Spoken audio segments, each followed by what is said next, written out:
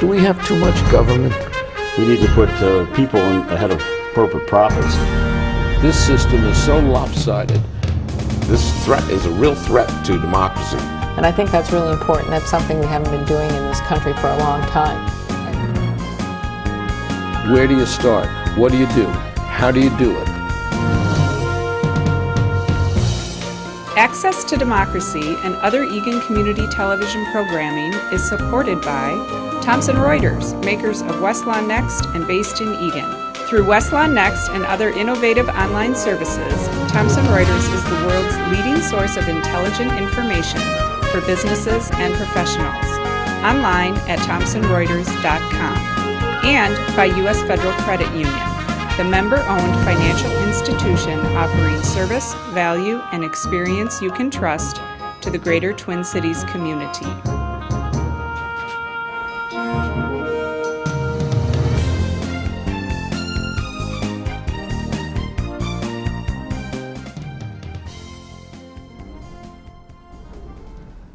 Welcome to this edition of Access to Democracy. I'm your host today, Steve Francisco. And we have a special guest, Colleen Moriarty, who is the Executive Director of Hunger Solutions Minnesota. We're going to be talking for the next 27 minutes or so about hunger in our community. Colleen, welcome to Access to Democracy. Thanks so much, Steve. I'm so glad to be here this afternoon. Your first appearance on our show, and we're very glad to have you. So tell us a little bit about your organization, about Hunger Solutions. When was it started, and what does Hunger Solutions Minnesota do? Hunger Solutions Minnesota was formed by a merger in 2001 between the Food Shelf Association and the Food Bank Network. And it really has broadened itself to be a statewide hunger relief agency. We work with food shelves, of which there are over 300 in the state of Minnesota. We work with the food banks, both Feeding America food banks and others.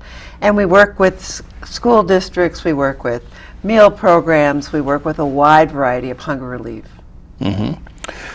There was a survey that was done by the Gallup organization earlier this year that found that hunger is a real and growing problem across America and, of course, here in Minnesota, too.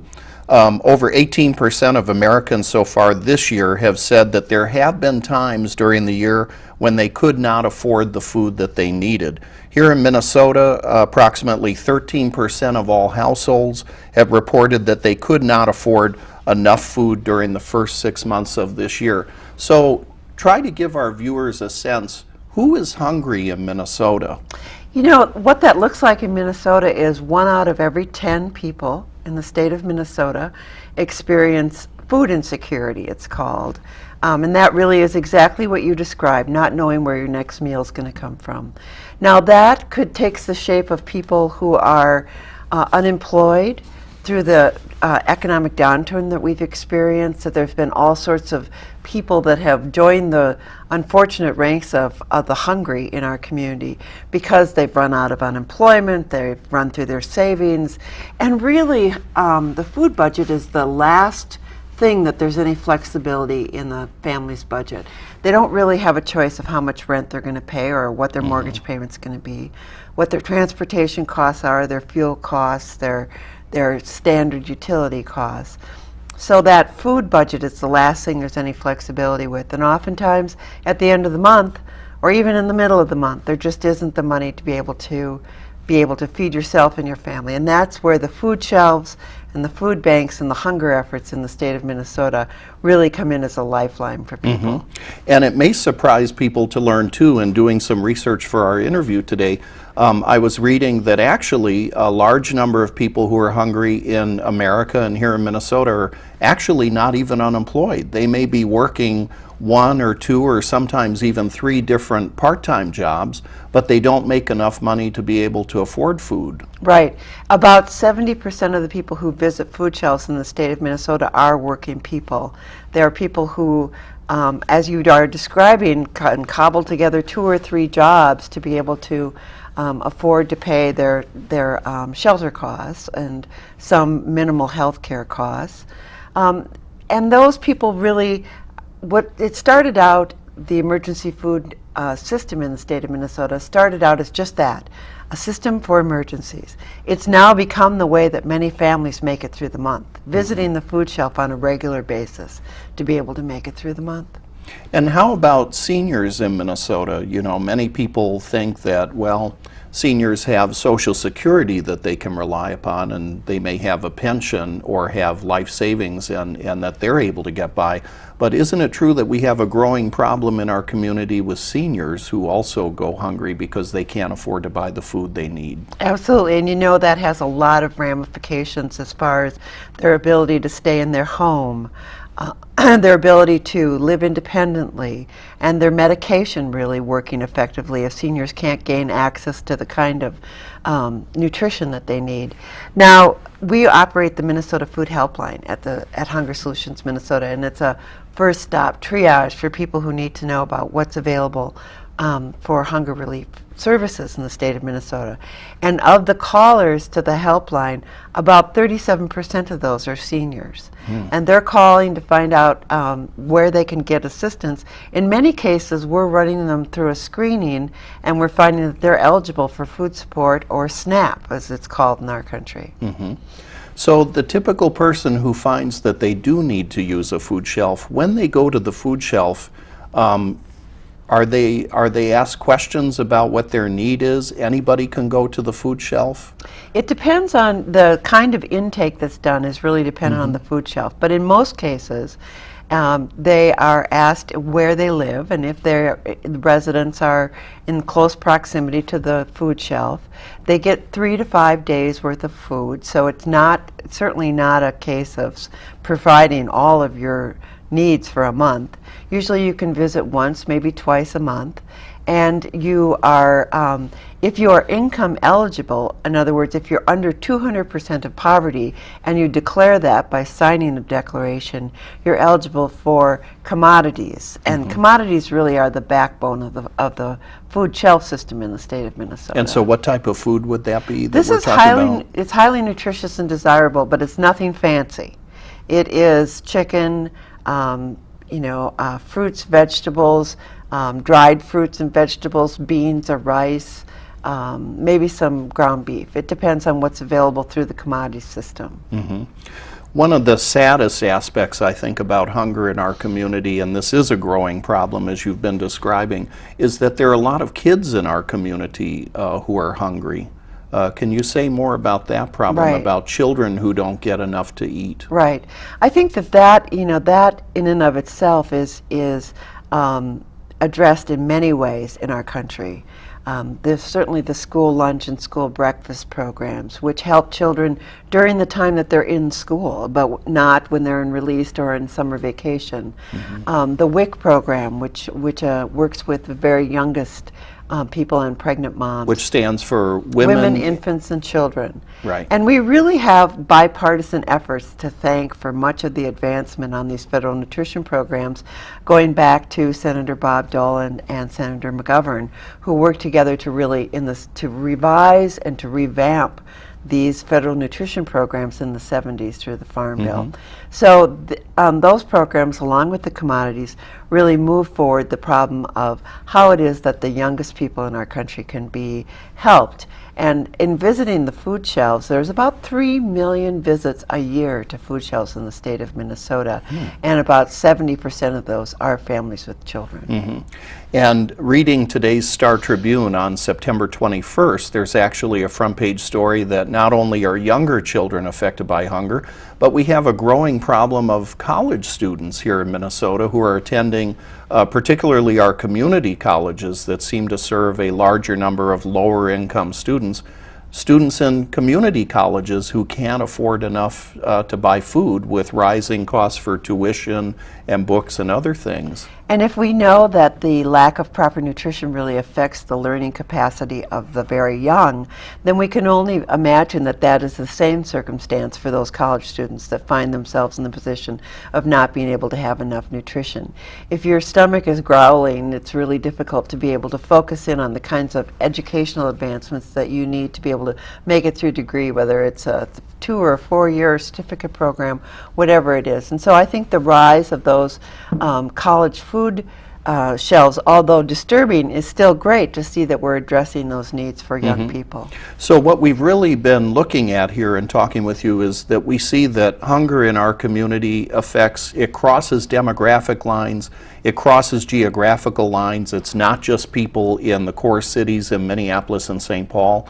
And it turns out we also have a growing problem with hunger or food insecurity even right here in the suburbs. We're sitting in Eagan, Minnesota, in Dakota County, which is one of the more affluent suburbs in Minnesota, and yet hunger problems are growing in the suburbs too, right?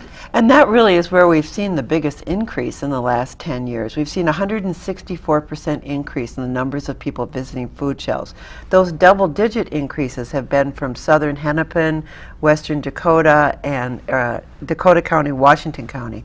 Those are where we've seen the enormous amounts of hunger increase in visits to food shelves. So it's not a urban issue, it's not a rural issue, it's not a suburban issue, it's all of that. And it turns out it's our friends, it's our neighbors, it may be our children or our grandchildren who are facing this issue. Right. Let's talk a little bit for a moment too about what does the state of Minnesota do to assist local food shelves in our state? The state has set aside some funding for food shelves that has been very helpful. It's $2.4 million a biennium. It has not, there's been, during the very depth of the recession, there was a $500,000 increase for 2 years, not consecutive years, but to help address some of the need. But it has not had any increase since it was established back in 1986. Even though the need is continuing to increase sharply, especially since the recession began. Right, even though the need has increased 164% in the last decade, there's been no increase to the funding. So we're really looking to our legislative body to address some of that funding need in the upcoming session. In addition to that, there are special funds that have been made available at times for school breakfast. Certainly there has been funding that has gone directly into the school breakfast through the state of Minnesota. But the vast majority of the way that those nutrition needs are met for people in our state and in people in every state around the country is through the federal government. The federal government is the largest supporter of nutrition needs in our country. And that's a great transition, because the next topic I wanted to ask you was actually the formerly known as food stamps, now called the SNAP program. What does SNAP stand for? Supplemental Nutrition Assistance Program. And last year, record 44.7 million Americans used the SNAP program to provide food, to put food on the table at some point during the year. Recently, there was a story in the news that former U.S. House Speaker Newt Gingrich had criticized this growth in the number of people using food stamps, and he actually criticized President Obama, calling him the best food stamp president we've ever had. What are your thoughts about that criticism? Is that fair? Well, you know, you'd have to apply that same level then to George McGovern and Bob Dole. They were the best food stamp senators that we've ever had. This has been a very bipartisan effort, the effort of addressing nutrition in our nation.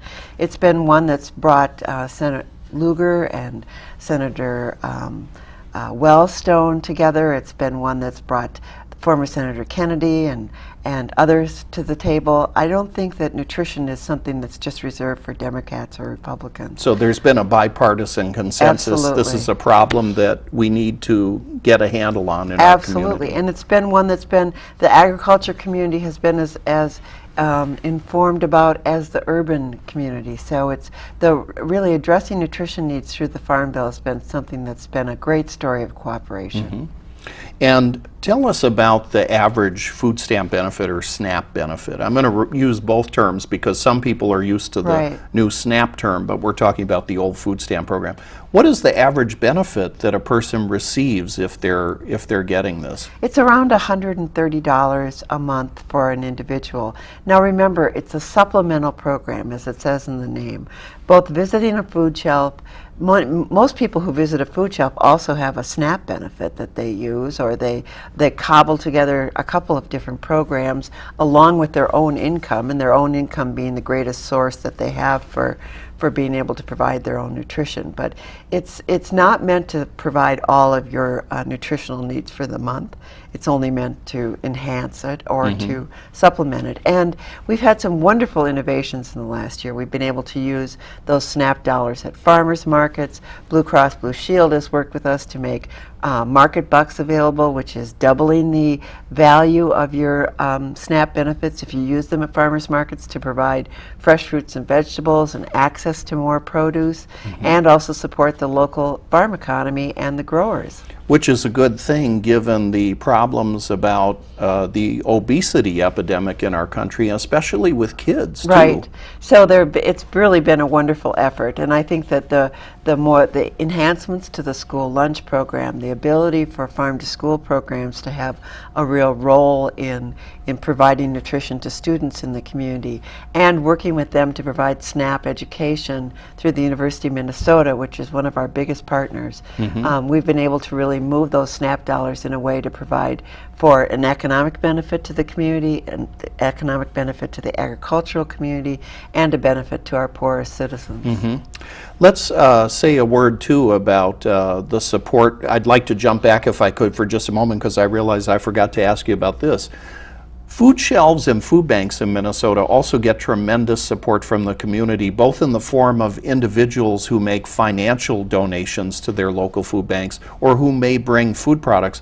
What about our corporate and business community here in Minnesota, grocery stores and food manufacturers? How do they support the work of our food shelves? You know, this community, of course, has been very generous towards hunger efforts and continues to be, and we really count on our great corporate citizens to continue to be to help us. In fact, in the last year, we've had General Mills step forward to help us engage in a more active PR campaign about eligibility for the SNAP program, Cargill, Super Value, local merchants, large and small, who have stepped forward along with the March campaign through Minnesota Food Share, has Medtronic, and a lot of other corporate volunteerism. But that doesn't, all of that works together to make the fabric for how this nutrition community works together. But just as important are the local people who volunteer at the food shelf in their community, or the people who write a check to make sure that those neighbors can get the kinds of food that they need. We're very focused on the kinds of food being the very best that we have to offer in our local community, that they be sound nutritionally for our neighbors who need this service. So what I hear you describing today, Colleen, is really the way that our communities address hunger needs in our community. It's a combination of both nonprofits like Hunger Solutions and the corporate sector, the private business sector that makes donations, but also a big role for government, too. Absolutely, absolutely. Let's talk about that aspect of it for a moment, because in the budget that he proposed, Vice Presidential candidate Paul Ryan on the Republican ticket, who is also the chairman of the U.S. House Budget Committee, he proposed making massive cuts in the food stamp program, particularly in nutrition programs. In fact, the Center on Budget and Policy Priorities found that he was proposing $3.3 trillion of cuts to low-income programs over the next 10 years, including nutrition programs. And there have been some from his side of the aisle who have argued that government really shouldn't be involved in this, that we should rely on churches and the nonprofit sector to do all of this work in addressing the needs of hunger. What is your reaction to that? Well, those cuts alone that he proposed in the Ryan budget were 138,000 people of the 558,000 people in our state would immediately be cut off the rolls of SNAP if that budget were to go through. So we know that 138 people immediately would lose their benefits. And what would they do? We're talking about people who are living at the lowest income in our country, a family of 4 who are earning less than $26,000 a year, a senior who's existing on less than $14,000 a year. So those are people who would have very little options. They would in turn rely on food shelves. The pressure on food shelves would be enormous. Now the pressure on food shelves has been just crushing in the last decade, but that pressure would outpace the ability of the food shelves to be able to help people. So I assume you would turn back to bread lines and soup kitchens and the kinds of things we had during the Great Depression, and I don't think anybody wants to see us go there. We talked earlier in this interview about the cost of letting people go hungry in our communities. We talked particularly about children and college students who don't get enough to eat, who don't do as well in school, children who may suffer delayed development. And there's been some actually really groundbreaking research led by one of our own Minnesota doctors, Dr. Diana Cutts, who is affiliated with the Hennepin County Medical Center. Can you say a little bit about the work that she's done on issues related to children and hunger? Well, I think what Dr. Cutts, and she is part of a greater emphasis on this, on looking at the cost to the healthcare system through ignoring the costs of hunger in our community. And what she has really shown us is that for every dollar that's invested in these programs, you can get back $9 to $11 in benefits. So she really has made a tremendous difference in our community. And I assume that when we spend money on a program like food stamps to address hunger, and you pointed out this is by far the biggest program in terms of addressing hunger at the federal level, that money comes right back into Minnesota communities, doesn't it? It helps farmers and local businesses. Say a little bit about that. Right, and that really has been, we know that the SNAP program is one of the, along with unemployment, one of the most reactive programs that we have in the federal government's policy network to be able to really deliver immediate assistance. That's why it was included in the stimulus right off the top. That's why we know that along with unemployment, it really makes a difference, because it's money that's spent at the grocery store, it's spent in local communities, it's spent on Main Street. And so one of the things that we do when we talk with seniors, who sometimes are our most reticent people to be able to take part in the SNAP program, we say, this is a federal benefit, just like Social Security and Medicare. You worked hard for this, and if you take this money and spend it in your local community, you'll not only be helping yourself and helping your family sleep well at night, because they won't be as worried about you, but you'll be helping your local community. And isn't it true too that when we look at a program like food stamps, many people are focused on how many people are enrolled, that the numbers have clearly gone up because of the recession, but there's also another story to be told, isn't there, about Minnesotans who are eligible for these programs who don't apply for them. Right. What are some of the reasons that somebody doesn't apply for food stamps? For example, why wouldn't all seniors who are eligible not apply? I think that there are some myths that continue to be out in the greater community, and that is, we often hear seniors say, well, I don't want to take that away from someone else. And we have to assure them that their participation in the program does not mean that someone else or a young person wouldn't be able to participate.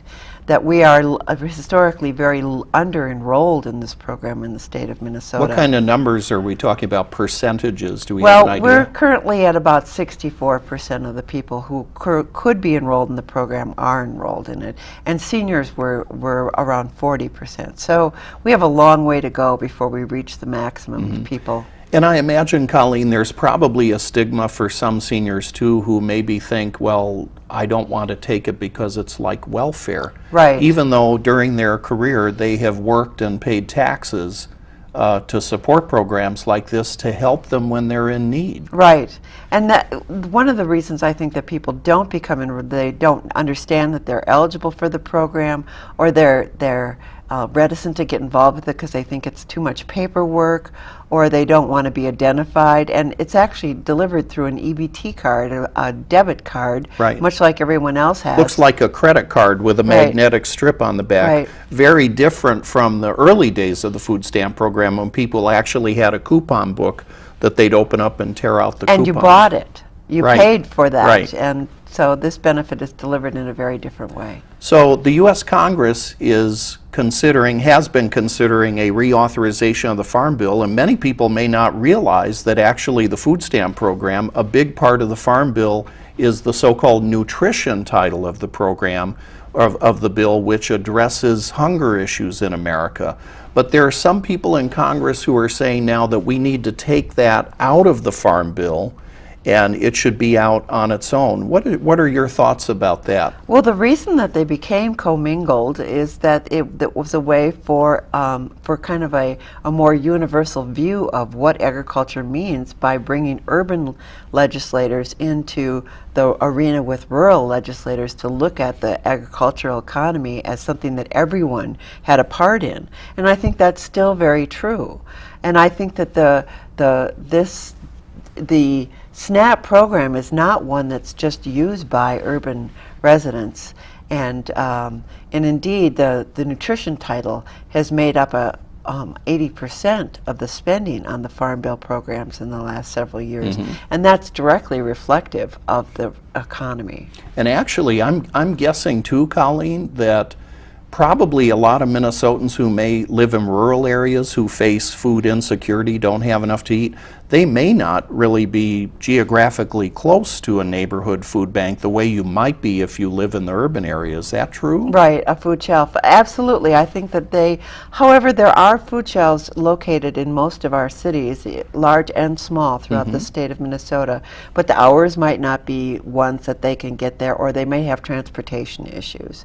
So really taking advantage of the eligibility for the SNAP program, going to the county, calling the helpline number, finding out if you're eligible, and applying through the county is the best way to really make use of federal dollars that are available.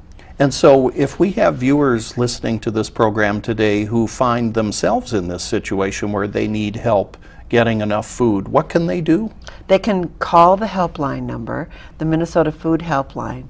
When they call the helpline number, we have operators there will actually be a person who answers the phone. Not a machine. No, a real person, a very nice person, who will help them run through a short screening that's through the Children's Defense Fund, Bridge to Benefits. It will identify their eligibility for the Food Support Program, or SNAP. It also may identify that they are eligible for a number of other programs, weatherization or school lunch, school breakfast, some of the health care programs that we have available in the state of Minnesota. And then they will be sent out a packet. And finally, if our folks want to volunteer or help at a food bank or a food shelf, what can they do? They can go on our website at hungersolutions.org. We have a great opportunity coming up on Thanksgiving Day to walk for the Walk to End Hunger. So the tagline about that is first help out, and then first thing help out the hungry, and then have seconds at your meal. Great idea. Colleen Moriarty, Executive Director of Hunger Solutions Minnesota, thank you so much for the work that your organization does in our community, and thank you for being our guest today and making us more aware of the problems of hunger in our communities, that it's not just in one area, it's all over our state, and there's a role for government, the private sector, and nonprofits to play. Thanks very much for inviting me, Steve. I really enjoyed it. Thanks, Colleen.